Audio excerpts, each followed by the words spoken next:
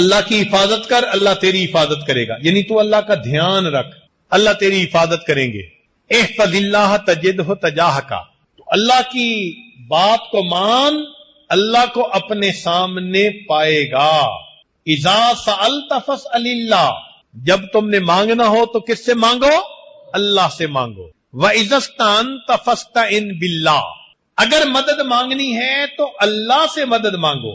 وَاعْلَمْ، جان لے، أَنَّ الْأُمَّةَ لَوِ اجْتَمَعَتْ عَلَىٰ أَن يَنفَعُوكَ بِشَيْءٍ لَمْ يَنفَعُوكَ إِلَّا بِشَيْءٍ قَدْ كَتَبَ اللَّهُ لَكَ۔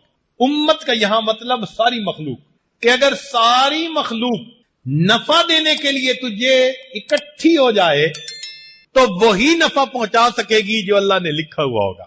وَلَوِ اجْتَمَعُوا عَلَىٰ أَن يَضُرُّوكَ بِشَيْءٍ، اور اگر ساری دنیا جمع ہو جائے تمہیں نقصان پہنچانے کے لیے، لَمْ يَضُرُّوكَ إِلَّا بِشَيْءٍ كَتَبَ اللَّهُ عَلَيْكَ، نہیں تمہیں ضرر پہنچا سکتی مگر وہی جو اللہ نے لکھ دیا۔ رفعت الاقلام، قلم اٹھا لی گئی، وجفت الصحف، اور صحیفے کی سیاہی خشک ہو چکی، لکھنا تھا جو اللہ نے لکھا جا چکا۔ لہذا اب پوری دنیا تمہیں نہ نفع دے سکتی ہے نہ نقصان دے سکتی ہے، اگر کچھ ہو سکتا ہے تو اللہ کی مشیت کے ساتھ ہو سکتا ہے۔ تو ہمیں اگر مدد مانگنی ہے تو کس سے؟ اپنے پروردگار سے مدد مانگنی ہے۔ اسی لیے حضرت موسیٰ علیہ السلام سے جب قوم نے کہا تھا نا کہ ہمیں تو آپ کے آنے سے پہلے بھی مصیبت تھی اور آپ کے آنے کے بعد بھی، اوذینا من قبل ان تأتینا ومن بعد ما جئتنا، تو حضرت موسیٰ علیہ السلام نے اس کے جواب میں کیا کہا تھا؟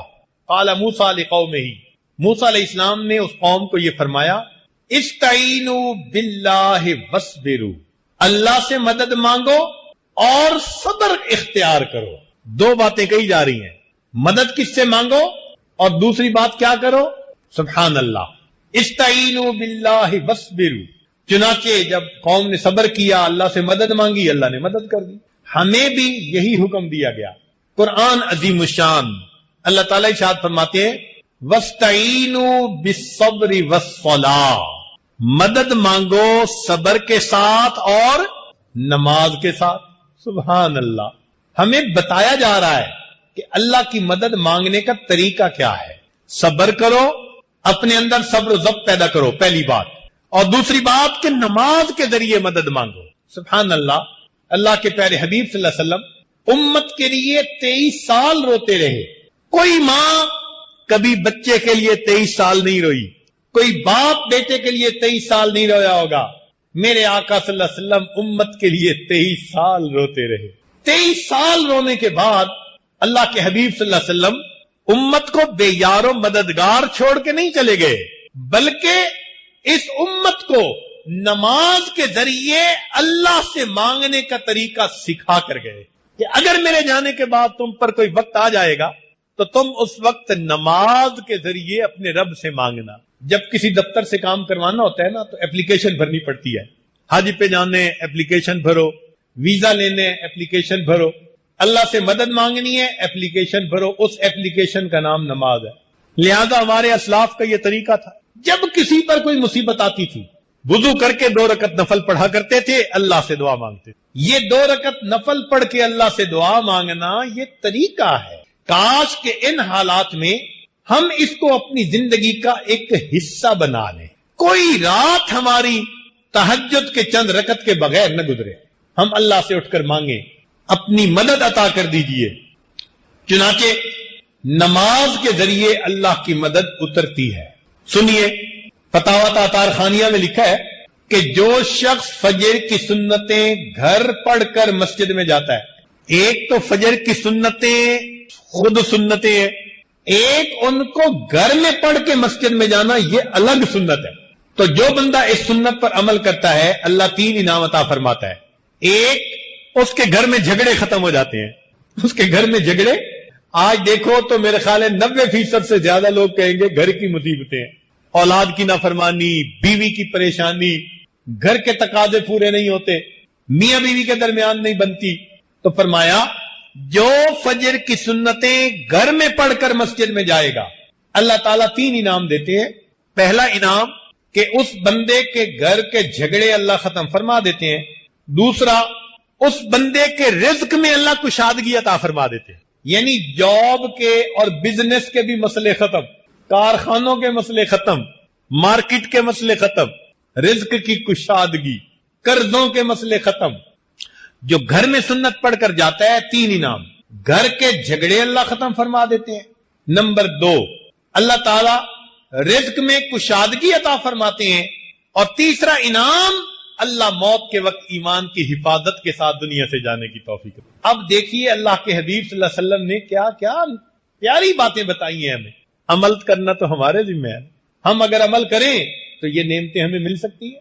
चुनाचे मुस्लिम शरीफ की रिवायत है, तवज्जो फरमाइए। अन अबी दरदा रज़ियल्लाहु ताला अन्हु, अबू दरदा रज़ियल्लाहु अन्हु रवायत करते हैं, ये हदीस कुदसी है। हदीस कुदसी का माना अल्लाह ताला फरमाते हैं, यब्ना आदम, ए आदम के बेटे, आदम की औलाद, ला ताजिज अन अर्बा रकाआतिन मिन अव्वल नहार अक्फी का आखिरहू। तो दिन के शुरू में यानी फजर की 4 रकत पढ़ लिया कर, उसकी बरकत होगी, मैं सारा दिन तेरे कामों में तेरी मदद करूंगा। फजर की नमाज कितने लोग पढ़ते हैं? आज जुम्मा में जितने मुसलमान मस्जिद में आते हैं ना, उतने मुसलमान अगर फजर की नमाज में मस्जिद में आने लग जाएं, ये आजिज गुमान करता है अल्लाह की मदद उतर आई। तो फरमाया दिन के शुरू में 4 रकत पढ़ लिया कर, मैं सारा दिन तेरे कामों में तेरी मदद करूंगा। देखो नमाज से अल्लाह की मदद कैसे उतरती है। ये नमाज अजीब नेमत है, बंदे को अल्लाह से मिला देती है, बल्कि बंदे को अल्लाह का महबूब बना देती है। सुनिए, इब्ने सन्नी ने उम्मे मैमूना रज़ियल्लाहु ताला अन्हा से ये हदीस रवायत की है। फरमाते हैं, अल्लाह ताला इरशाद फरमाते हैं, मा तकर्रबा इलैयल अब्दु बिमिस्लि अदाए फराइज़ी, कि मेरा बंदा मेरा इतना तकर्रब नहीं पा सकता जितना के फर्ज अदा करने से तकर्रब पा सकता है। इसको कहते हैं कुर्ब बिल फराइज, यानी फराइज पर अमल करने की वजह से इंसान अल्लाह के करीब हो जाता है, उसके प्यारे बंदों में शामिल हो जाता है। तो जो बंदा फराइज अदा करे वो इतना करीब, और जो नफल पढ़े तो cherry upon the cake, cake के ऊपर थोड़ी सी करीम रखते हैं ना, मीठी मजे की होती है, तो वो नफल इतने अच्छे अल्लाह को प्यारे लगते हैं। दस्तूर की बात है कि जो बंदा एक्स्ट्रा टाइम में अपने मालिक का काम करे तो वो प्यारा लगता है। घर का खादिम आते हुए शहद की बोतल ले आए, और जी शहद खालिस मिल रहा था, रास्ते में मैंने कहा मैं आपके लिए ले आता हूं। अब ड्यूटी टाइम तो नहीं था ना, अपने टाइम में उसने 5 मिनट रुक के शहद खरीदा। आप पैसे भी देंगे, साथ मोहब्बत भी बढ़ेगी। इसने मेरा ख्याल रखा, एक्स्ट्रा टाइम में काम किया। तो एक्स्ट्रा टाइम जो होता है ना, वो खुशी का बायस बनता है। ये नफल एक्स्ट्रा टाइम है, फराइज नहीं है, इसलिए नफल पढ़ने वाले से अल्लाह बहुत खुश होते हैं। चुनाचे फरमाते हैं, व इन्नहु लयतकर्रबु इलैया बिन्नवाफिल हत्ता उहिब्बुहु, कि मेरा बंदा नवाफिल के जरिए इतना मेरे करीब हो जाता है कि मैं उस बंदे से मोहब्बत करने लग जाता हूं। हमारे दिल में भी तमन्ना होनी चाहिए हम अल्लाह के महबूब बन जाएं, अल्लाह के प्यारे बंदे बन जाएं। और ये देखो कि ये महबूब कैसा बनता है। फरमाया, फइदा अहबबतुहु, जब मैं उससे मोहब्बत करता हूं, अल्लाह फरमाते हैं, कुन्तु रिजलहुल्लती यमशी बिहा, मैं उसके पांव यानी उसकी टांगे बन जाता हूं जिससे वो चलता है। वयदहुल्लती यबतिशु बिहा, हाथ बन जाता हूं जिससे वो पकड़ता है। वलिसानहुल्लज़ी यंतिकु बिही, जबान बन जाता हूं जिससे वो बोलता है। वक़ल्बहुल्लज़ी याक़िलु बिही, दिल बन जाता हूं जिससे कि वो सोचता है। अल्लाहु अकबर कबीरा। इसी तरह की हदीस बुखारी शरीफ में भी है, अल्फाज के कुछ फर्क के साथ। मफहूम यही है, यानी अल्लाह ताला फरमाते हैं कि मैं उस बंदे की आंखें बन जाता हूं, जुबान बन जाता हूं, हाथ बन जाता हूं, पांव बन जाता हूं। या अल्लाह, आप फरमा रहे हैं मालिकुल मुल्क, अहकमुल हाकिमीन, रब्बुल आलमीन, अपने बंदे के बारे में कि मैं उसके ये आज़ा बन जाता हूं। अल्लाह, और ये नहीं कि ये सिर्फ बात ही बात है, ये सच है। चुनाचे अल्लाह ताला ने इसको सच कर दिखाया। जब नबी अलैहि सलाम ने रेत फेंकी, अल्लाह ताला फरमाते हैं, वमा रमैता इज़ रमैता वला इन्नल्लाह रमा, आपने नहीं फेंका जब आप फेंक रहे थे, وہ تو اللہ پھینک رہا تھا. یا اللہ، آپ اتنے بڑے ہیں، بندے کے ساتھ اتنا احسان فرماتے ہیں کہ اگر وہ آپ کے حکم کی پیروی کر لیتا ہے، استقامت کے ساتھ جمع رہتا ہے، اتنی شان سے نواز رہے ہیں. فرماتے ہیں جب آپ پھینک رہے تھے، آپ نہیں پھینک رہے تھے، اللہ پھینک رہا. اللہ اکبر کبیرہ. اسی پر تو کہنے والے شاعر نے کہا کہ گفتہ اللہ بود گرچہ اد حلقوں میں عبداللہ بود، کہ وہ بندے کے گلے سے بات نکل رہی تھی مگر حقیقت میں ان کا بولنا اللہ کا بولنا. یہی حدیث پاک تو میں سمجھا رہی ہے کہ مومن کو اللہ تعالیٰ پھر کیا مقام عطا فرما دیتے ہیں. آگے فرما رہے ہیں یہی حدیث مبارکہ، ان سالنی آتیتہ، اگر تم مجھ سے سوال کرے گا. وہ بندہ سوال کرتا ہے تو میں اس بندے کے سوال کو پورا کر دیتا ہوں. وَإِن دَعَانِي أَجَبْتُهُ، اور اگر دعا کرتا ہے میں اس کی دعا کو قبول کر لیتا ہوں. تو ایگریمنٹ تو سامنے ہے، اللہ تعالیٰ مدد کے لیے بھی تیار، دعا قبول کرنے کے لیے بھی تیار، جو مانگے دینے کے لیے بھی تیار. اب کام تو ہمارا معاملہ ہے نا جو پیچھے رہ گیا. ایک ملک میں جا رہے تھے یاجز، تو ایک دیوار پر عجیب فقرہ لکھا ہوا تھا کہ کھڑا ہو کے میں کافی دیر اس کو پڑھتا رہا. انگریزی میں لکھا ہوا تھا مگر لکھنے والے نے عجیب بات لکھ ڈالی تھی. لکھا ہوا تھا کہ if you feel God is away، اگر تم محسوس کرتے ہو کہ اللہ دور ہے، guess who moved، یہ اندازہ لگاؤ کہ پیچھے کون ہٹا. اگر تم محسوس کرتے ہو کہ خدا دور ہے تو اب یہ سوچو کہ پیچھے کون ہٹا. تو اللہ تعالیٰ تو نہیں نہ ہٹ سکتے اپنی بات سے پیچھے، تو پیچھے پھر ہٹتا کون ہے؟ بندہ خود ہٹتا ہے. تو ایگریمنٹ سامنے ہے. اگر ہم اللہ کے بندے بن جائیں، سر کے بالوں سے لے کے پاؤں کے ناخنوں تک اللہ رب العزت کے حکموں پر عمل کرنے والے بن جائیں، اللہ فرماتے ہیں میں زبان بن جاؤں گا، میں آنکھیں بن جاؤں گا، میں پاؤں اور ہاتھ بن جاؤں گا، جو مانگو گے میں دوں گا، جو دعا کرو گے میں قبول کروں گا. سبحان اللہ. یہ سب سے آسان طریقہ ہے اس دنیا میں کامیابی اور غلبہ حاصل کرنے کا. اس سے زیادہ آسان طریقہ دنیا میں کوئی نہیں ہو سکتا. اور اگر انسان اللہ کے در سے راستہ بھول جائے اور رخ پھیر لے تو ایک حدیث پاک میں اللہ فرماتے ہیں ابن آدم تفرغ لعبادتی املأ صدرک غنن، تو میری عبادت کے لیے اپنے آپ کو فارغ کر لے، میں تیرے سینے کو غنا سے بھر دوں گا. وَأَسُدُّ فَقْرَكَ، تیرے فقر کو روک دوں گا.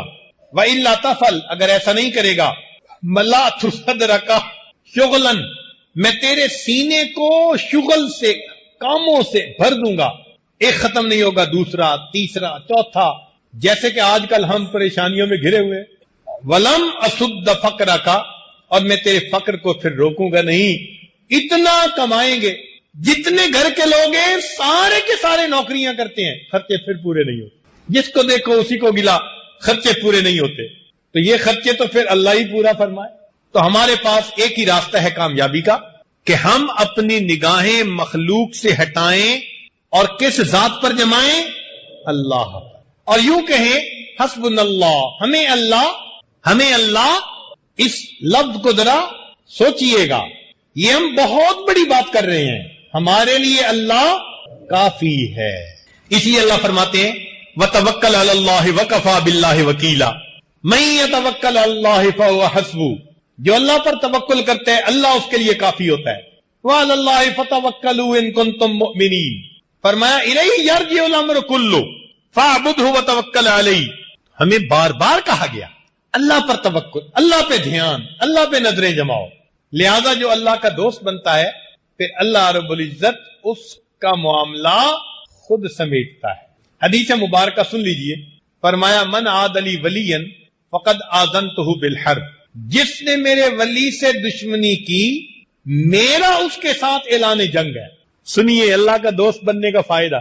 من عاد لی ولی، جس نے میرے ولی سے دشمنی کی، فقد آذنتہ بالحرب، اللہ تعالیٰ فرماتے ہیں میرا اس کے ساتھ اعلان جنگ. اللہ اکبر کبیرہ. اور واقعی اللہ رب العزت نے اپنا وعدہ سچ کر دکھایا. چنانچہ بدر میں صحابہ سمجھتے تھے کہ ہم نے کافروں کو قتل کیا، اللہ نے بات ہی صاف کر دی، فرمایا فلم تقتلوہم ولکن اللہ قتلہم۔ میرے مالک تیری عظمت پہ قربان جائیں، آپ اپنے قول کے کتنے سچے ہیں۔ فرماتے ہیں کہ تم نے قتل نہیں کیا، ان کو کس نے قتل کیا؟ اللہ نے قتل۔ تو بھائی ہم اگر اپنے اللہ پر نظریں جمائیں گے، وہ ہمارے الٹے کاموں کو سیدھا کر دیں گے، ہماری مشکلات کو آسان کر دیں گے، ہمیں مصیبتوں سے اللہ تعالیٰ محفوظ فرما دیں گے۔ اس لیے ہمیں کہنا چاہیے حسبنا اللہ و نعم الوکیل نعم المولا و نعم النصیر۔ قرآن مجید میں اللہ تعالیٰ ایک بات بڑے عجیب انداز سے فرماتے ہیں، ارشاد فرمایا الیس اللہ بکاف عبدا، اللہ اکبر۔ یہ آیت پڑھتی ہے نا تو دل کو کچھ ہوتا ہے۔ اللہ فرماتے ہیں کیا اللہ اپنے بندے کے لیے کافی نہیں ہے؟ الیس اللہ بکاف عبدا، کیا اللہ اپنے بندے کے لیے کافی نہیں ہے؟ مفسرین نے فرمایا کہ مقصود کہنے کا یہ تھا الیس اللہ بکاف عبادہ، کیا اللہ اپنے ہر بندے کے لیے کافی نہیں ہے؟ ہمارے لیے اللہ الیس اللہ بکاف عبدا۔ جب قرآن مجید کی آیت پڑھ لی تو اب ہمیں کیا جواب دینا ہے کہ ہمارے لیے اللہ؟ اب ذرا ایک حدیث مبارکہ سن لیجئے، کیونکہ آج کل کے حالات میں پریشان حال لوگ کہتے ہیں جی کچھ پڑھنے کو بتا دیں، تو بھئی پڑھنے کی بات بھی سن لیجئے۔ در منصور میں حضرت بریدہ رضی اللہ تعالی عنہ روایت کرتے ہیں کہ 10 کلمات پڑھنے والے کے لیے اللہ کافی ہو جاتے ہیں۔ 10 کلمات ایسے ہیں، 10 فکرے، 10 باتیں کہ جو بندہ ان کو روزانہ پڑھے اس کے لیے اللہ کافی ہو جاتے ہیں۔ ان میں سے 5 فکرے دنیا سے متعلق اور 5 فکرے، ان 10 فکروں کو یاد کر لیں، ایک فکرہ بھی روز یاد کریں تو 10 دن میں حدیث پاک یاد ہو جائے گی، اور اس کو اپنی دعاؤں کا حصہ بنا لیں۔ جب آپ اس کو پڑھیں گے تو اللہ تعالیٰ آپ کے کاموں میں آپ کی کفایت فرمائیں گے۔ پہلا فکرہ فرمایا حسبی اللہ لدینی، میرے دین کے لیے میرا اللہ کافی ہے، یعنی دین میں کوئی فتنہ اور فساد نہ آ جائے۔ دین میں فتنے 2 طرح سے آتے ہیں، ایک شبہات کی وجہ سے اور ایک شہوات کی وجہ سے۔ تو اللہ تعالیٰ ہمیں ان دونوں فتنوں سے محفوظ فرمائے، ہمارا دین سلامت رہے۔ تو پہلا فکرہ حسبی اللہ لدینی۔ دوسرا فکرہ حسبی اللہ لما اہمنی، میرا اللہ کافی ہے ہر اس چیز کے لیے جو مجھے پریشان کرتی ہے۔ بندہ کرتا ہے، کوئی چیز کرتی ہے، کاروبار کرتی ہے، جو بھی ٹف ٹائم دے رہی ہے، میرا اللہ اس کے لیے کافی ہے۔ حسبی اللہ لما اہمنی۔ تیسرا فکرہ حسبی اللہ لمن بغا علیہ، میرا اللہ کافی ہے ہر اس کے لیے جو مجھ پر سرکشی کرے، چڑھ دوڑے۔ تو اگر کوئی ہمارے اوپر چڑھ دوڑنا چاہتا ہے تو اللہ اس کے لیے کافی ہو جائے گا۔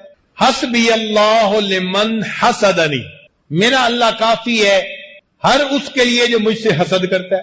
دفتروں کی زندگیوں میں تو بہت حسد ہوتا ہے، لیگ پلنگ، تو اللہ نے ان سب حاسدوں سے بندے کو نجات عطا فرما دیں۔ اور 5واں حسبی اللہ لمن قادنی بسوء، میرا اللہ کافی ہے ہر اس کے لیے جو میرے خلاف برے منصوبے بناتا ہے۔ اب برے منصوبے بنانا والا کوئی بھی ہے، کوئی بندہ ہے، کوئی جماعت ہے، ایمان والوں کے خلاف کوئی ملک بنا رہا ہے، جو مرضی بنا رہا ہے، اللہ ان سب کے لیے، یہ 5 باتیں دنیا کے لیے ہو گئیں، 5 باتیں آخرت کے لیے۔ تو فرمایا حسبی اللہ عند الموت، چونکہ موت کا لمحہ انسان کی زندگی کا سب سے زیادہ نازک لمحہ ہوتا ہے۔ حسبی اللہ عند المسألۃ القبر، میرا اللہ کافی ہے قبر کے سوال جواب کے وقت میں۔ حسبی اللہ عند المیزان، میرا اللہ کافی ہے میزان پر جب اعمال تولے جائیں گے۔ 9ویں بات حسبی اللہ عند الصراط، میرا اللہ پل صراط پر گزرنے کے لیے کے وقت میرے لیے کافی ہے۔ حسبی اللہ عند الصراط۔ اور 10ویں بات حسبی اللہ لا الہ الا ہو علیہ توکلت و الیہ انیب۔ اگر یہ 10 فکرے ہم ہر نماز کے بعد پڑھ لیں، ہمارا پروردگار دنیا اور آخرت کے تمام مسائل کے لیے ہمیں کافی ہو۔ اور ہم دل میں بھی یہی بھروسہ رکھیں کہ میرے لیے میرا اللہ، یہ سبق یاد رکھیے کہ آج کی اس مجلس میں یہ سبق ہمیں پڑھا دیا کہ ہمارے لیے ہمارا اللہ، ہمارا پروردگار کافی ہے۔ سیدنا علی کرم اللہ وجہ عجیب بات فرماتے تھے فرماتے تھے اے اللہ میرے لیے یہی عزت کافی ہے کہ تو میرا پروردگار ہے، اے اللہ میرے لیے یہی عزت کافی ہے کہ تو میرا پروردگار ہے، اور میرے لیے یہی فخر کافی ہے کہ میں تیرا بندہ ہوں، میرے لیے یہی عزت کافی ہے کہ تو میرا پروردگار ہے، اور میرے لیے یہی فخر کافی ہے کہ میں تیرا بندہ ہوں۔ اللہ اکبر کبیر۔ تو ہمیں ہر طرف سے نگاہیں ہٹا کر اپنے رب کے اوپر نگاہیں جما لینی چاہیے، پھر دیکھیں اللہ رب العزت اپنے وعدوں کو کیسے پورا فرماتا ہے۔ کہنے والے نے کہا لا الہ الا اللہ، لا الہ الا اللہ، جھوٹی دنیا سے منہ موڑ، رب سے اپنا رشتہ جوڑ، جھوٹی دنیا سے منہ موڑ، رب سے اپنا رشتہ جوڑ، کون ہے تیرا اس کے سوا، لا الہ الا اللہ، لا الہ الا اللہ، لا الہ الا اللہ۔ اس لیے ہمارے اسلاف چھوٹا بچہ نہ سمجھ ہوتا تھا، یہ پیغام اس سے شروع کرتے تھے۔ تو پرانے وقت کی مائیں بچوں کو سلاتے ہوئے لوری دیتی تھی، تو لوری دیتے ہوئے کیا کہتی تھی؟ حسبی ربی جل اللہ، ما فی قلبی غیر اللہ۔ یہ حسبی ربی یہ بچپن کا پیغام، بچپن کا سبق ہے۔ حسبی ربی جل اللہ، ما فی قلبی غیر اللہ، نور محمد صلی اللہ، لا الہ الا اللہ۔ اللہ رب العزت ہمارے لیے دنیا اور آخرت کے تمام کاموں کے لیے کافی ہو جائے، اور ہمیں اپنے عبادت گزار مغفرت کیے ہوئے گنہگار بندوں میں شامل فرمائے۔ وآخر دعوانا ان الحمدللہ رب۔ ایک اور واقعہ، حضرت یونس علیہ السلام نے اپنی قوم کو تعلیم دی، تبلیغ کی، قوم نہ مانی، حتیٰ کہ انہوں نے یہ فیل کیا کہ یہ ماننے والے لوگ نہیں۔ ہم اپنی زبان میں کہتے ہیں نا ان تلوں میں تیل نہیں، وہ بھی اسی نتیجے پر پہنچ گئے۔ اشارہ بھی مل گیا کہ عذاب آئے گا قوم کے اوپر، تو وہ جلدی وہاں سے نکل پڑے۔ اللہ کی شان، ایک بڑی مچھلی نے اپنے پیٹ میں لے لیا، اب پیٹ کے اندر ہیں، کہیں نکل نہیں سکتے۔ تو اس وقت حضرت یونس علیہ السلام نے اس حصار میں سے نکلنے کے لیے کس کو پکارا؟ اللہ رب العزت کو پکارا۔ اللہ تعالیٰ ارشاد فرماتے ہیں وَظَنُّونِ إِذْ ذَهَبَ مُغَاضِبًا وَظَنَّ أَن لَّن نَّقْدِرَ عَلَيْهِ فَنَادَىٰ فِي الظُّلُمَاتِ، اندھیروں میں اس نے پکارا، کیا کہا؟ اللہ الہ الا انت سبحانک انی کنت من الظالمین۔ اے اللہ تیرے سوا کوئی معبود نہیں، تو پاک ہے، میں خطا کا۔ اپنی خطا کو مانا اور اللہ کو اس مصیبت سے نجات کے لیے پکارا۔ اللہ تعالیٰ ارشاد فرماتے ہیں فَاسْتَجَبْنَا لَهُ وَنَجَّيْنَاهُ مِنَ الْغَمِّ، ہم نے اس کی اس پکار کو قبول کر لیا اور اس کو غم سے نجات عطا فرمائی۔ وَكَذَلِكَ نُنْجِي الْمُؤْمِنِينَ،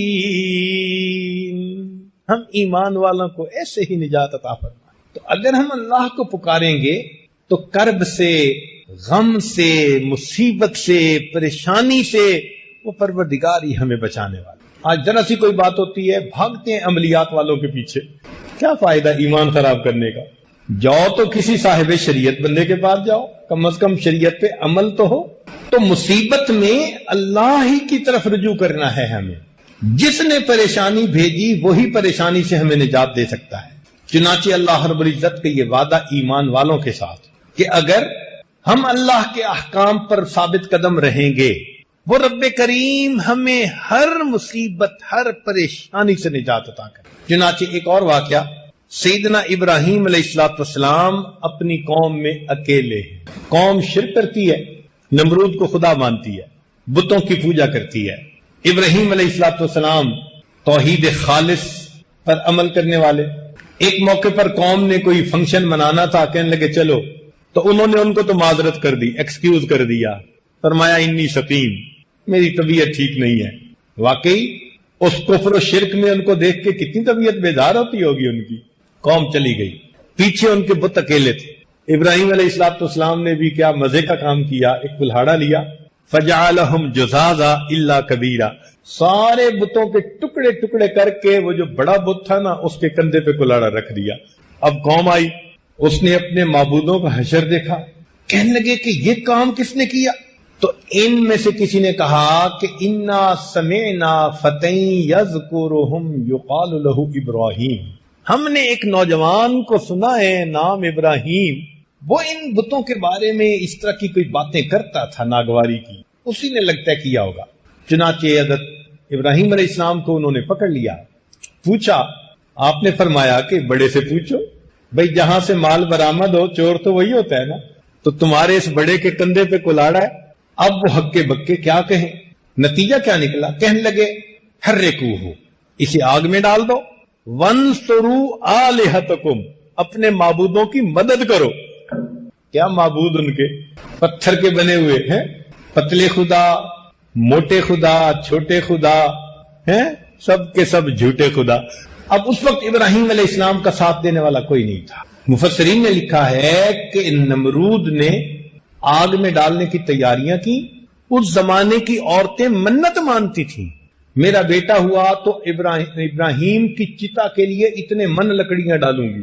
لکڑیاں اکٹھی کی گئیں، پہاڑ نظر آتا تھا، آگ لگائی گئی، اتنی آگ تھی کہ کوئی قریب جا نہیں سکتا تھا، جھولے پہ بٹھا کے ڈالا گیا۔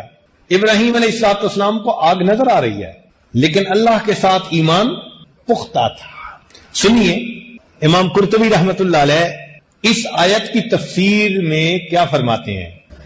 فرماتے ہیں کہ قالو حرکو، قوم کے لوگوں نے کہا کہ ان کو جلاؤ، لما انقطعوا بالحجت، جب ان کی حجت منقطع ہو گئی، اخذتهم عزت باسم وانصرفوا الى طریق الغشم، تو حمیت الجاہلیہ، وہ ظلم کے طریقے پر چل نکلے۔ وقالو حرکو، بات تو کر نہیں سکتے تھے، طاقت کے نشے میں، حکومت کے نشے میں کہنے لگے اس کو جلا دو۔ رویہ، یہ روایت ہے، ان قائل هذه المقالۃ هو رجل من الاکراد، فرماتے ہیں کہ یہ بات جو کہنے والا تھا نا کہ ان کو جلاؤ، یہ کرد لوگوں میں سے ایک تھا۔ عراق میں جیسے کرد تھے، ابراہیم علیہ السلام اسی علاقے میں تھے۔ من اعراب فارس، ای من بادیتها، دیہاتی بندہ تھا۔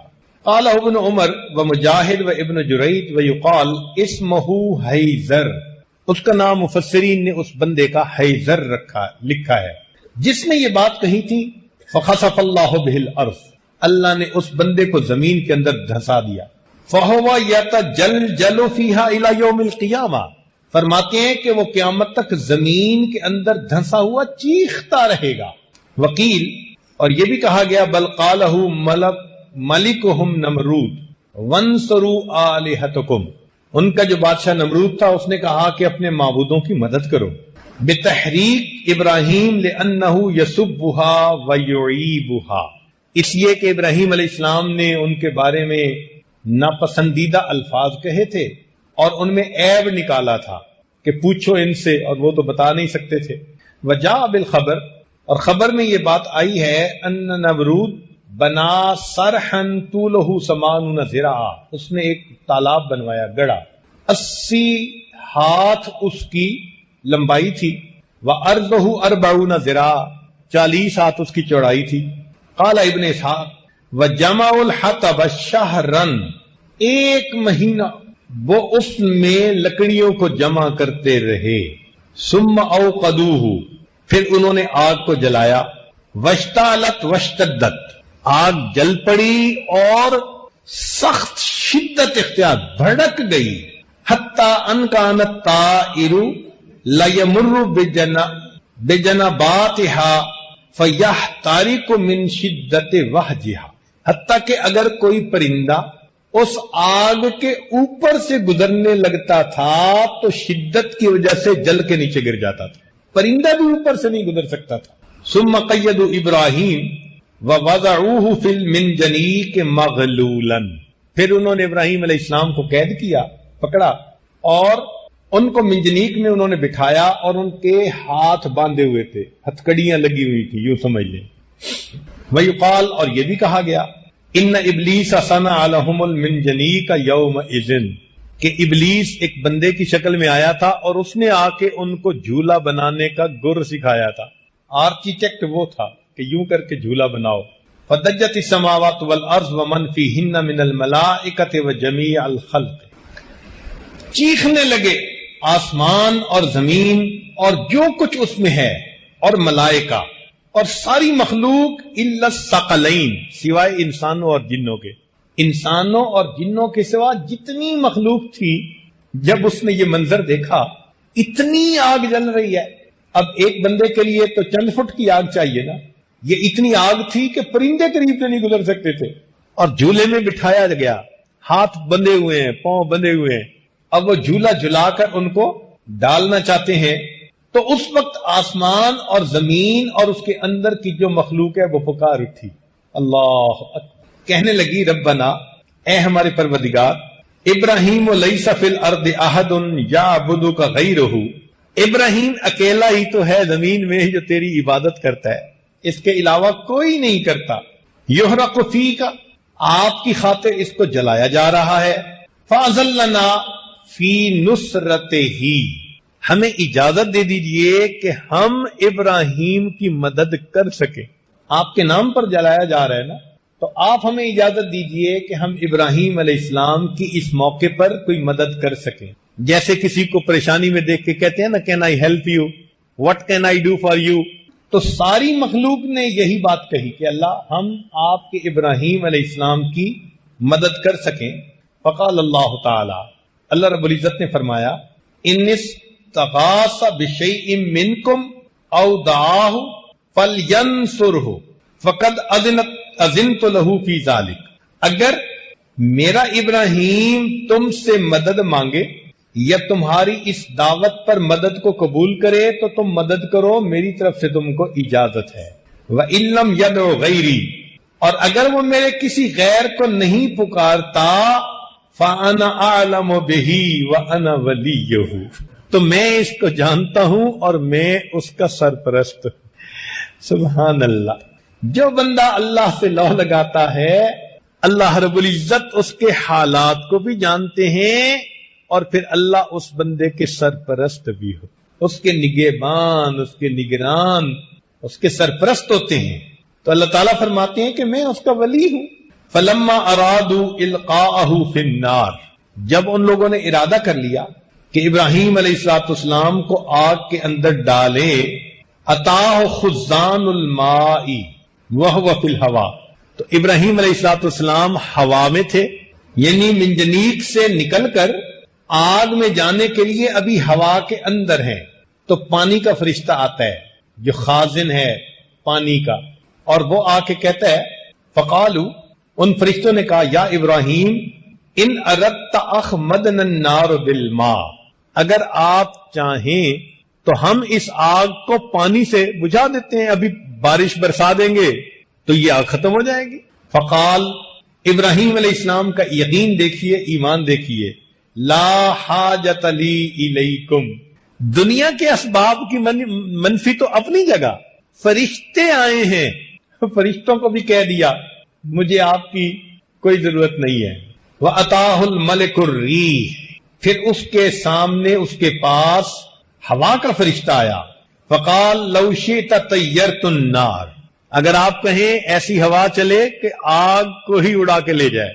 فقال اللہ، ابراہیم علیہ السلام نے فرمایا نہیں.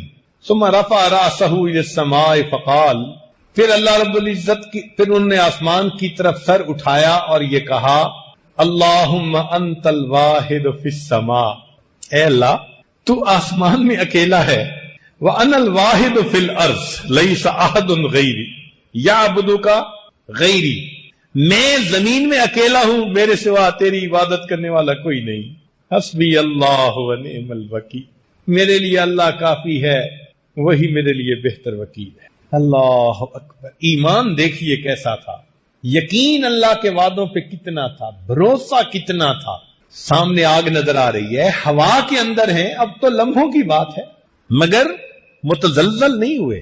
چنانچہ ایک دوسری آیت میں فرماتے ہیں کہ ان ابراہیم حین قیدوہ لیلقوہ فی النار قال لا الہ الا انت سبحانک رب العالمین لک الحمد ولک الملک لا شریک لک قال ثم رموا بہ فی المنجنیق من مزرب شاسع، پھر انہوں نے اس کو منجنیق میں بٹھا کر دور سے، شاسعین دور سے اس کو آگ کے اندر ڈالا.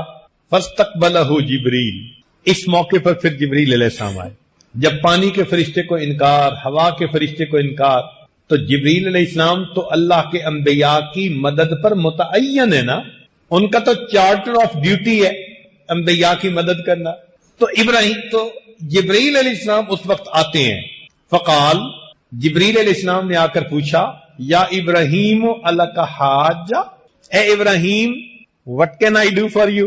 Do you need me? آپ کو میری ضرورت ہے.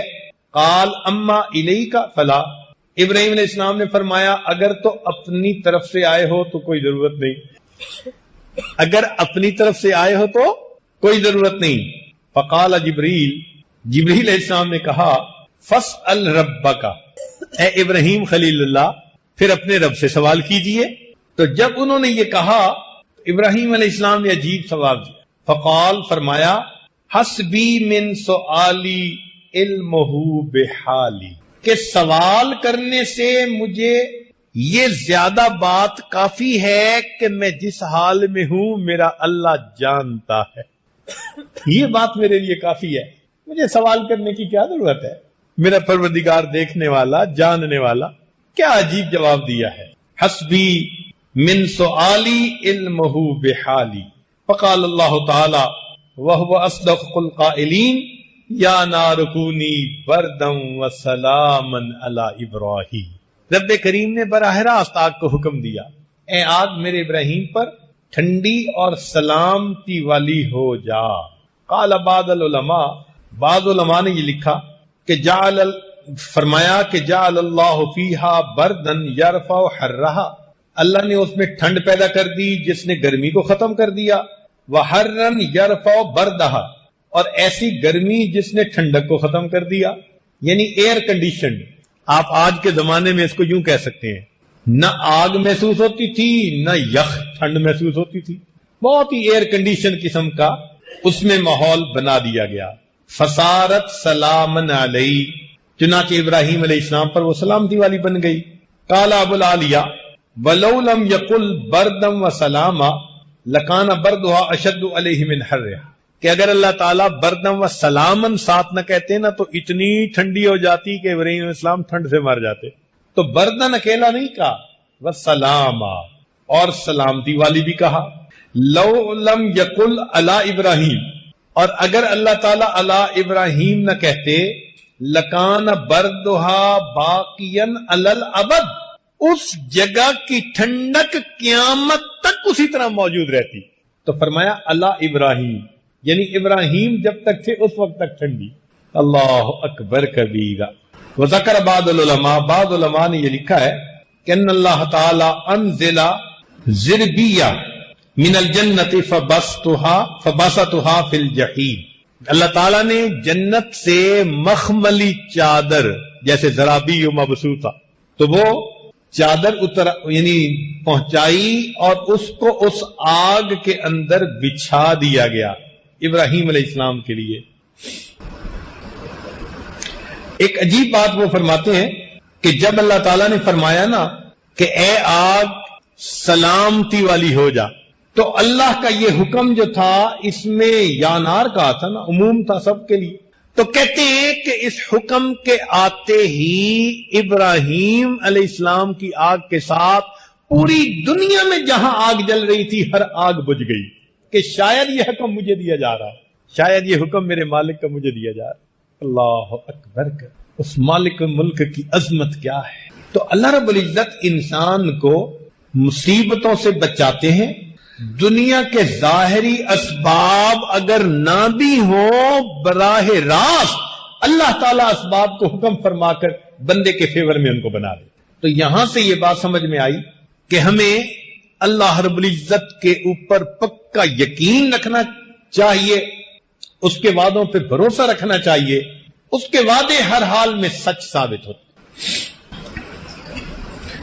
جب اللہ تعالیٰ نے حضرت موسیٰ علیہ السلام کو بھیجا نا فرعون کی طرف، تو اس وقت ایک بات کہی، فرمایا لا تخافا، یہ تسنیہ کا صیغہ ہے، موسیٰ علیہ السلام ہارون علیہ السلام دونوں کو حکم ہو رہا ہے کہ تم دونوں خوف نہ کھاؤ، اننی معکما، میں تم دونوں کے ساتھ ہوں، اسمع و ارا، فرعون جو بات کہے گا میں سنوں گا، جو عمل کرے گا میں دیکھوں گا، جب میں دیکھنے اور سننے والا ہوں اور تمہارے ساتھ ہوں، تمہیں گھبرانے کی کیا ضرورت ہے؟ تو مومن کے ساتھ اللہ کا یہ وعدہ ہے کہ جو اللہ کے حکموں پر ثابت قدم رہے گا، اس کے ساتھ جو بھی پنگا لے گا اللہ اس کو دیکھے گا اور اللہ اس کو سنے گا، اور جب اللہ ساتھ ہے تو پھر پریشانی کس بات کی؟ اس لیے ایمان والوں کو اللہ رب العزت نے تسلی دے دی کہ میرے بندے اپنے دل میں پرسکون ہو جائیں، ظاہر کی آنکھ سے جو نظر آتا ہے اس پر نہ فیصلہ کریں، اللہ کے وعدوں پر، یہی ایمان کا تقاضا ہے۔ چنانچہ سیدنا رسول اللہ صلی اللہ علیہ وسلم جب ہجرت کا ارادہ فرما چکے تو کافروں نے سوچا کہ ہم ہر قبیلے سے ایک ایک دو بندے لے کے مکان کا گھیرا کر لیتے ہیں، اور جب صبح یہ نماز کے لیے نکلیں گے تو ایک ہی وقت میں حملہ کر کے سب ان کا کام تمام کر دیں گے، پھر قریش اتنے قبیلے والوں سے کیسے لڑیں گے؟ تو یہ پلاننگ تھی ان کی۔ اللہ تعالیٰ ارشاد فرماتے ہیں وَإِذْ يَمْكُرُ بِكَ الَّذِينَ كَفَرُوا، اور یاد کرو اس وقت کو جب آپ کے ساتھ تدبیر کی کافروں نے، لِيُثْبِتُوكَ، کہ آپ کو حبس بے جا میں رکھیں، او یقتلوک، یا آپ کو شہید کر دیں، او یخرجوک، یا آپ کو دیس نکالا دے دیں، وَيَمْكُرُونَ وَيَمْكُرُ اللَّهُ، انہوں نے بھی تدبیر کی، اللہ نے بھی تدبیر کی، وَاللَّهُ خَيْرُ الْمَاكِرِينَ، اللہ تعالیٰ بہتر ہے سب سے تدبیر کرنے۔ نبی علیہ الصلوۃ والسلام تشریف لے آتے ہیں، پتہ ہی نہیں چلتا ان کو، پھر آپ صلی اللہ علیہ وسلم غار ثور کے اندر تشریف لے گئے۔ جب انہیں صبح کے وقت پتہ چلا کہ نبی علیہ الصلوۃ والسلام تو چلے گئے، انہوں نے 200 اونٹ کا انعام متعین کیا کہ 200 اونٹ نبی علیہ السلام کو ڈھونڈنے پر اور 200 اونٹ صدیق اکبر عنہ کو ڈھونڈنے پر، الگ الگ انعام۔ 400 اونٹوں کا انعام اس زمانے میں بہت بڑا انعام۔ چنانچہ یہ بات سن کر مکے میں کوئی ایسا قبیلہ نہیں تھا، کوئی خاندان نہیں تھا، کوئی گھر نہیں تھا جس کا کہ نوجوان تلاش کرنے کے لیے پیچھے نکلنا پڑا ہو، اور وہ جبل ثور پہ بھی پہنچ گئے، مگر اللہ رب العزت نے اپنے حبیب صلی اللہ علیہ وسلم کی حفاظت فرما دی۔ چنانچہ علماء نے لکھا ہے کہ نبی علیہ السلام کی حفاظت اللہ نے کیسے فرمائی۔ اخرج ابن سعد و ابن مردوے ان ابن مصعب قال ادرکت انس بن مالک وزید بن ارقم والمغیرة بن شعبہ فسمعتهم يتحدثون ان النبي صلی اللہ علیہ وسلم لیلۃ الغار، کہ جب نبی علیہ الصلوۃ والسلام غار میں تھے جس رات آپ وہاں پر روپوش ہوئے، امر اللہ شجرۃ فنبتت فی وجہ النبی فسترتہ، اللہ تعالیٰ نے ایک پودے کو حکم دیا، وہ پودا اگایا اور نبی علیہ الصلوۃ والسلام کے چہرے کو ڈھانپ لیا، یعنی سامنے غار کے دروازے پر ایک پودا اگایا اللہ کے حکم سے۔ وَأَمْرَ اللَّهُ الْعَنْكَبُوتَ فَنَسَجَتْ فِي وَجْهِ النَّبِيِّ صلی اللہ علیہ وسلم فَسَتَرَتْهُ، اللہ تعالیٰ نے مکڑی کو حکم دیا، اس نے غار کے دروازے کے اوپر جالا بن دیا اور نبی علیہ الصلوۃ والسلام کو چھپا لیا۔ وَأَمَرَ اللَّهُ حَمَامَتَيْن، اور اللہ رب العزت نے کبوتروں کو حکم دیا، وحشیتین، جنگلی کبوتر، فَوَقَفَنَا بِفَمِ الْغَارِ، کہ وہ غار کے دروازے کے اوپر ہی ٹھہر جائیں۔ تو جو غار کے دروازے پر وہ پودا تھا نا، وہاں 2 کبوتر وہ وہیں رک گئے۔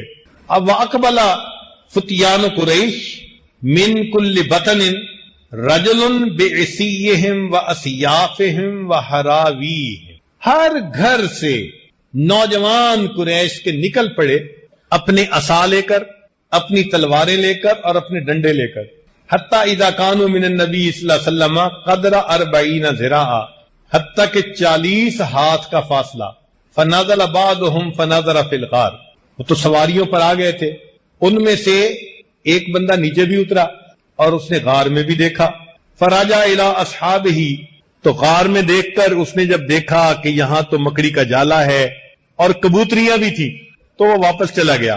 فقالو، جو اس کے ساتھی تھے انہوں نے پوچھا مالک لم تنظر فی الغار، کیا مسئلہ، تو نے غار کے اندر کیوں نہیں جھانک کے دیکھا؟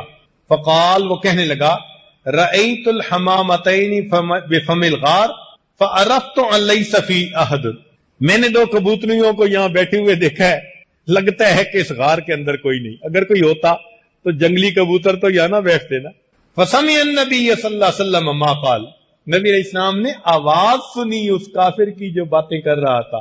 فعرف ان اللہ درا عنہ بہما، نبی علیہ السلام سمجھ گئے کہ اللہ تعالیٰ نے ان کو ادھر سے موڑ دیا. اللہ اکبر کبیرہ. اللہ رب العزت نے دکھا دیا کہ دیکھو یہ جو مکڑی کا جالا ہے نا، اس کو دنیا میں سب سے کمزور دیوار کہا جاتا ہے. ان اوہن البیوت لبیت العنکبوت، قرآن گواہی دے رہا ہے، بتلا دیا کہ لوگوں جب میں حفاظت کرنے پہ آتا ہوں تو سب سے کمزور دیوار اگر میں درمیان میں حائل کر دیتا ہوں، پوری دنیا کی طاقت مل کر اس دیوار کو نہیں توڑ سکتی، میں اس سے حفاظت کر کے دکھا دیتا. اللہ رب العزت کی مدد سبحان اللہ عجیب ہے. اس لیے ہم اللہ رب العزت کی احکام کے اوپر پابندی کے ساتھ عمل کرنے والے بن جائیں. جس حال میں بھی ہوں گے ہمارا پروردگار ہماری مدد فرمائے گا، اور وہ پروردگار ہمیں ہماری مصیبتوں میں سے نکالے گا. تو نظر کس پر رکھنی ہے؟ ایک اللہ کی ذات پر. ادھر ادھر سے نگاہیں ہٹا لیں، ایک اللہ رب العزت کی ذات پر اپنی نگاہوں کو جما لیں. ان مشکلات میں وہی ہمارے کام آئے گا، اور ان مصیبتوں سے اور اس کرب اور غم سے وہی ہمیں نجات دلائے گا. اللہ رب العزت قرآن مجید میں ایمان والوں کے ساتھ کچھ وعدے فرماتے ہیں.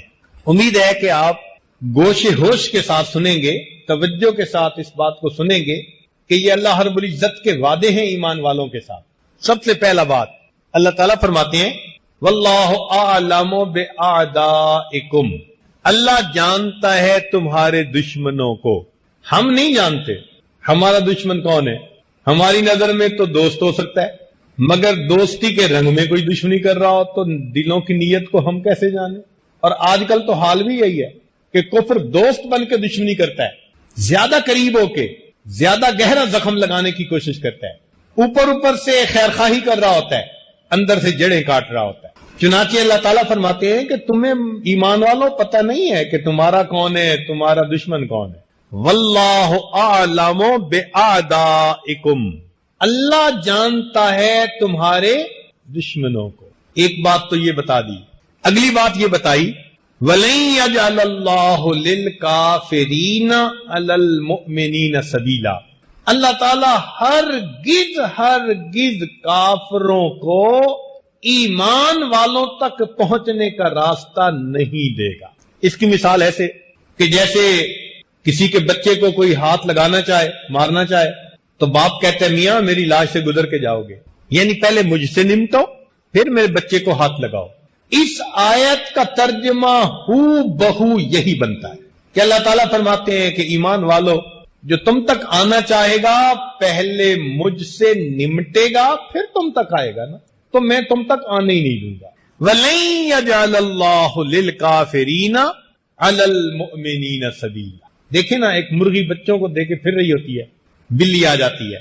مرغی جانتی ہے کہ میں کمزور ہوں، مگر مامتا ہے نا، محبت ہے، پر پھیلا کے کھڑی ہو جاتی ہے. پر پھیلانے کا کیا مطلب؟ وہ بلی کو مارے گی؟ نہیں، مطلب یہ ہوتا ہے کہ اگر تم نے کچھ کرنا ہی ہے تو پہلے مجھے مارو پھر میرے بچوں کو ہاتھ لگا. ماں کی مامتا کا یہ حال ہے، اللہ کی اپنے ایمان والوں کے ساتھ محبت کا کیا حال ہے.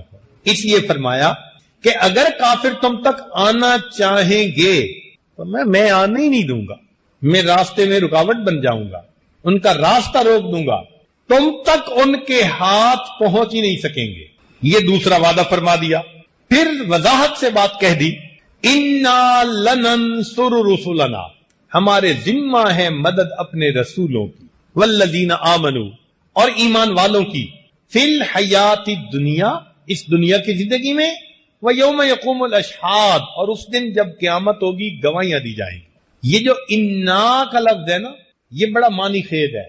ترجمہ تو یہی ہے کہ ہمارے ذمہ ہے مدد اپنے رسولوں کی۔ سمجھنے کی خاطر ہم اگر اس کا ترجمہ اپنی زبان میں کریں نا تو وہ یوں بنتا ہے، ہم پر فرض ہے مدد اپنے رسولوں کی اور ایمان والوں کی۔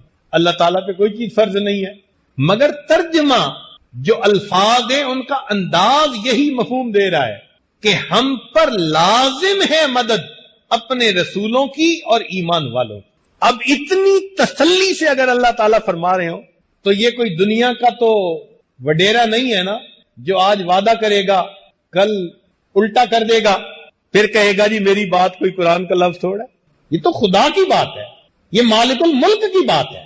فرما رہے ہیں انا لننصر رسول، ہمارے ذمہ ہے مدد اپنے رسولوں کی، والذین آمنوا، اور ایمان والوں کی، فی الحیات دنیا ویوم یقوم الاشہاد، دنیا کی زندگی میں اور اس دن جب گواہیاں قائم ہوں گی قیامت کے دن بھی۔ چنانچہ اللہ رب العزت ایمان والوں کی مدد فرما۔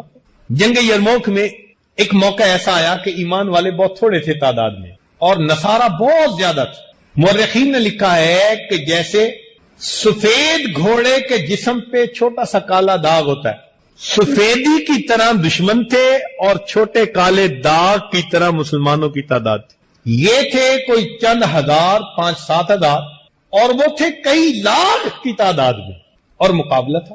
اس موقع پر جو وہاں امیر لشکر تھے انہوں نے حضرت عمر رضی اللہ عنہ کو خط لکھا کہ ہم بہت تھوڑے، کچھ کمک بھیج دیجیے۔ تو عمر رضی اللہ تعالیٰ عنہ نے اس کے جواب میں ایک خط لکھا اور نبی علیہ السلام کی صحبت کا حق ادا کر دیا۔ خط میں کیا لکھا؟ فرمایا قد جاءنی کتابکم، تمہارا مکتوب مجھے ملا ہے، تستمدوننی، جس میں تم نے مجھ سے مدد طلب کی ہے، وانی ادلکم علی من هو اعز نصرا واحسن جندا، اور میں تمہیں اس ذات کے بارے میں بتاتا ہوں، اس کا پتہ دیتا ہوں کہ جو سب سے زیادہ غالب آنے والی ذات ہے اور سب سے بہترین لشکر رکھنے والی ذات ہے۔ اللہ عز وجل، وہ اللہ رب العزت کی ذات ہے۔ فاستنصروہ، تم اللہ سے مدد مانگو۔ فإن محمدًا صلی اللہ علیہ وسلم قد نصر فی یوم بدر فی اقل من عدتکم، اور نبی علیہ الصلوۃ والسلام میدان بدر میں تھوڑے تھے مگر اللہ نے ان کی مدد فرمائی، لہذا تم اسی اللہ پر نظر رکھو۔ فإذا جاءکم کتابی، جب یہ میرا مکتوب تم تک پہنچے، ھذا فقاتلوہم ولا تراجعونی، ٹوٹ کر ان پر حملہ کر دو اور پھر میری طرف مراجعت نہ کرو۔ حضرت عمر رضی اللہ عنہ کا خط پہنچنا تھا، ایمان والوں نے اگلے دن قدم اٹھا گیا اور اللہ کی ایسی مدد آئی کہ اللہ نے جنگ یرموک میں کامیاب فرما دیا۔ اللہ کی مدد، آپ غور کیجئے کیسے عمر رضی اللہ عنہ جانتے تھے کہ قلت اور کثرت کا مسئلہ نہیں ہے، معاملہ ہے اللہ کی مدد کا۔